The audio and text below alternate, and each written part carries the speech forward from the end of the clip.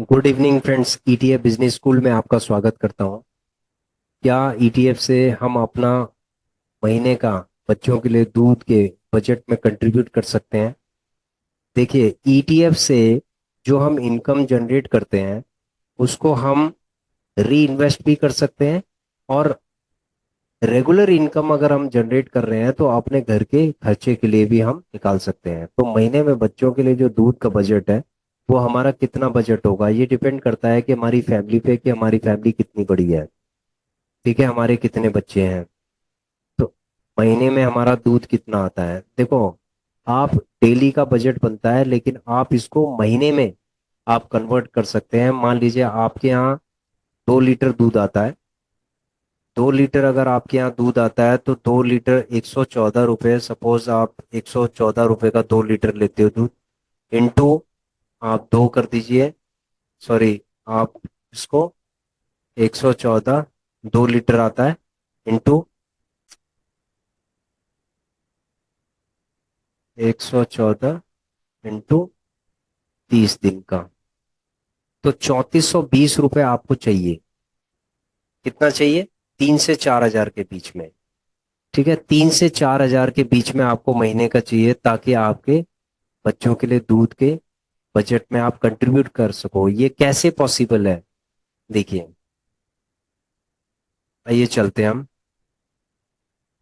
Regular income वाले demat account में, कि जहां से हम रेगुलर इनकम जनरेट कर रहे हैं। देखिए, जैसे ये होल्डिंग है हमारी। होल्डिंग में जब आप जाएंगे तो यहाँ पर पहले आप हमारी जो पुरानी वीडियोस देखेंगे तो सिल्वर बीज भी था उसके अंदर। तो सिल्वर बीज के अंदर भी हमने 5 से 6 हजार रुपये निकाले। ठीक है, उसके बाद सीपीएससी के अंदर भी हमने 4-5 हजार रुपये निकाले। तो ऐसे 4-5 हजार रुपये तो हम निकालते ही हैं। ठीक है, लगभग 3 हजार से ज्यादा तो हम निकालते हैं। अगर 3-4 हमने ईटीएफ लिए हुए हैं और हमें लग रहा है कि सबको मिला के 6-7 हजार रुपये जब हमारे निकल रहे हैं, तो हम सारे उससे एग्जिट कर जाते हैं। ठीक है फ्रेंड्स, तो अगर मैं बात करूं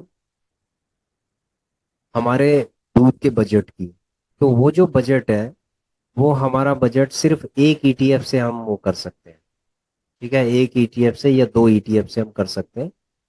अगर बैंक बीज, जैसे अभी हमारा सपोज एक बैंक बीज है हमने लिया हुआ है, और एक पीएसयू बैंक बीज है, तो दोनों सेम सेक्टर के हो गए। तो जनरली अगर सेम सेक्टर के होने नहीं चाहिए, अलग अलग सेक्टर के होने चाहिए। तो यहाँ पर क्या हुआ, सेम सेक्टर का, क्योंकि ये अभी नीचे है आरएसआई के हिसाब से, हमारे बाइंग टारगेट में है ये। ठीक है, पीएसयू बैंक भी हमारे अभी बाइंग टारगेट में है, और इससे हमें कम से कम 7 to 8 thousand रुपीज हमें इससे निकालना है।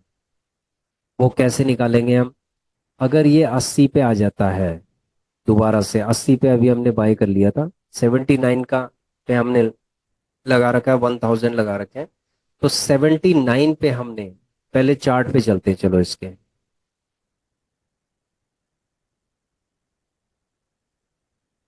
तब अच्छे से आपके समझ में आएगा। देखिए, ये चार्ट है इसका। चार्ट में आप सबसे पहले आरएसआई देखिए कि आरएसआई कहाँ पर है। 47 के आसपास है। तो हम ये प्रिडिक्ट करते हैं कि ये 79, 78 तक इसको आना चाहिए। ठीक है, 79, 78 तक इसको आना चाहिए। अगर ये 79, 78 तक आ जाता है तो बल्ले बल्ले हमारी, तो हमारी क्या है, बल्ले बल्ले है। क्योंकि हमने हजार हजार का इसके अंदर जीटीटी ऑर्डर लगा रखा है। हमें कुछ नहीं है, हमने लगा के छोड़ रखा है, इसे बार बार हम देखते नहीं है इसको। ठीक है, अगर ये आ गया 80 वाला आ गया था, जो 80 पे हमने लगाया था, 500 क्वांटिटी लगाई थी, वो आ गई थी। और फाइव आप देखेंगे यहाँ पर कि 500 क्वांटिटी यहाँ पर दिखाई दे रही है T1 के अंदर, ये देखिए। ठीक है, पीएसयू बैंक बीच में 500 क्वांटिटी, जो कि हमारी 80 रुपये में हो गई थी, इसीलिए ये एवरेज कम हो गया। तो चार्ट में चलते हैं हम। अब आप देखेंगे चार्ट के अंदर कि ये कंसोलिडेशन कर रहा है काफी टाइम से। तो कंसोलिडेशन के बाद या तो ये नीचे आएगा, 77 के आसपास आएगा, और या फिर 85 से ऊपर निकल जाएगा। अगर ये 85 या उससे ऊपर निकल गया तो हम कुछ नहीं कर सकते इसके अंदर, उसको जाने दीजिए। ऊपर के लिए हमारी कोई स्ट्रेटेजी नहीं। ऊपर के लिए सिर्फ क्या है कि हमें 4 से 5 रुपए मिल जाएंगे, बहुत है। 85 पे भी चला गया, बहुत है। और अगर ये नीचे आता है तो हम नीचे इसको बाय करते जाएंगे। ठीक है, ये हमारी स्ट्रेटजी है इसके अंदर। तो हम अपने बजट को, दूध के जो बजट है उसको हम कंट्रीब्यूट कर सकते हैं।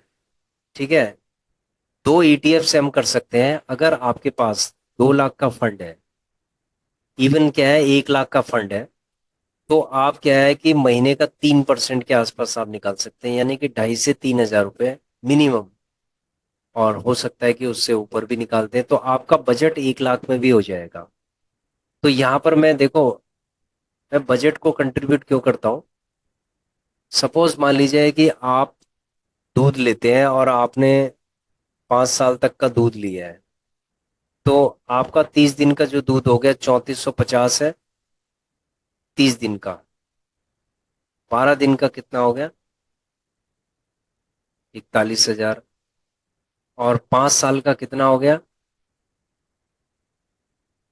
यानी 2 लाख के आसपास। अगर 2 लाख रुपए आप दूध के बजट में डाल दोगे ETF के अंदर, तो लाइफ टाइम, यानी आप लाइफ टाइम आप दूध खरीदते जाओगे इसमें से। लाइफ टाइम की बात कर रहा हूं मैं। क्योंकि 2 लाख में आप हर महीने 5 से 10 हजार रुपये, 5 हजार तक आराम से आप निकाल सकते हो। यानी अपने दूध का जो बजट है ना, वो बड़े प्यार से निकलेगा आपका। बहुत प्यार से ये निकलेगा कि 2 लाख आपने जो 5 साल का किया है, तो अगले आप 15-20 साल तक फ्री में दूध ले सकते हो। ठीक है, ETF से। लेकिन लोग इसको समझते नहीं है कि किस तरीके से इसको अप्लाई किया जाएगा। तो अगले 5 साल का जो हमने दूध का रेट निकाला है, जो हमें पड़ेगा, हो सकता है देखो ये इससे भी ज़्यादा पड़ेगा, क्योंकि दूध हर साल महंगा होता है। तो हम अप्रोक्सीमेटली चलो 2 लाख भी लगा लेते हैं। तो 2 लाख से जो रेगुलर इनकम आपकी जनरेट होगी, वो 5 से 10 हजार के आसपास होगी, और आराम से होगी। और आप क्या है कि उससे आप अपने बजट में, दूध के बजट में आप कंट्रीब्यूट कर सकते हो। यानी कि ये जो पैसा है आपने सिर्फ दूध के लिए के बजट के कंट्रीब्यूशन के लिए रखा हुआ है। तब जाके आप इस टास्क को आप कर सकते हो। ठीक है, इस ऑब्जेक्टिव को आप पूरा कर सकते हो, यदि आपका फंड इसी काम के लिए आपके डीमेट अकाउंट में या ETF में रखा हुआ है, आपने अपना एक पोर्टफोलियो बनाया है। ठीक है फ्रेंड्स, तो आशा करता हूं कि आपकी समझ में आ गया होगा कि किस तरीके से हम अपने दूध के बजट के लिए कंट्रीब्यूट कर सकते हैं। देखो, कंट्रीब्यूट हम तभी करेंगे जब हमें प्रॉफिट होगा। और प्रॉफिट कैसे होगा, वो हमारी स्ट्रेटजी से होगा। और हमारी पुरानी वीडियोस आप देखिए स्ट्रेटजीज से, कि हम किस तरीके से रेगुलर इनकम जनरेट कर रहे हैं। एक सिल्वर बीज का भी हमारा आया था कि सिल्वर बीज में किस तरीके से ट्रेडिंग करनी है। तो कुछ ट्रेडिंग की वीडियोस होंगी, वो हम आपसे शेयर करेंगे। जैसे बैंक बीज हो गया, सिल्वर बीज हो गया, निफ्टी बीज की भी करेंगे। तो ETF में ट्रेडिंग की भी हम वीडियोस करेंगे, ताकि आप रेगुलर इनकम जनरेट कर पाओ। और उसके बाद आप कुछ ना कुछ अपने फैमिली में कंट्रीब्यूट करो। जैसे दूध के लिए बजट के लिए हो गया, ग्रोसरी के लिए हो गया, फ्रूट के लिए हो गया। तो इसके लिए आप आराम से आप कंट्रीब्यूट कर सकते हो। ठीक है, तो फ्रेंड्स ये वीडियो आपको कैसा लगा। Thanks for watching our video. Please share, subscribe and like our channel. Thank you.